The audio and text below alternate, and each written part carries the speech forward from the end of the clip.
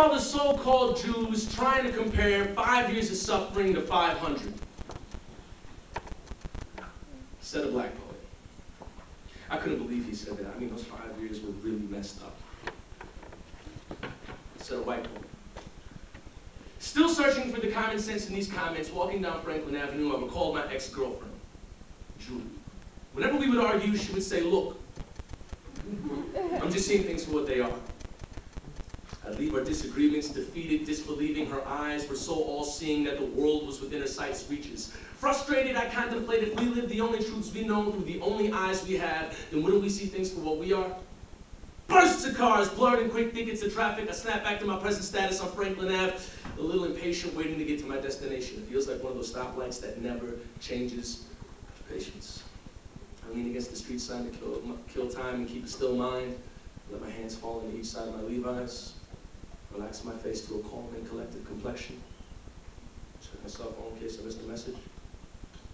Rub my eyes to make sure they're still there, because on the surface this isn't working. Trying to play it cooler than cold coffee, I let my lungs sigh to cover my heart's soft beat and the fact that I'm quietly crying like freedom in prison. Convinced there isn't a shred of common sense in the content and conflict of your comments. I keep trying to get off it, but spotting somebody across the street who looks completely different than me got me jumping right back on it. Spilling in public on your dysfunction junction, 5 years of suffering with 500, as if who's ever had it worse should get respectfully refunded and the social identity reconstructed. I'm reluctant to jump in to start investing in my ancestry's death toll to cash in on their history of misery for sympathy.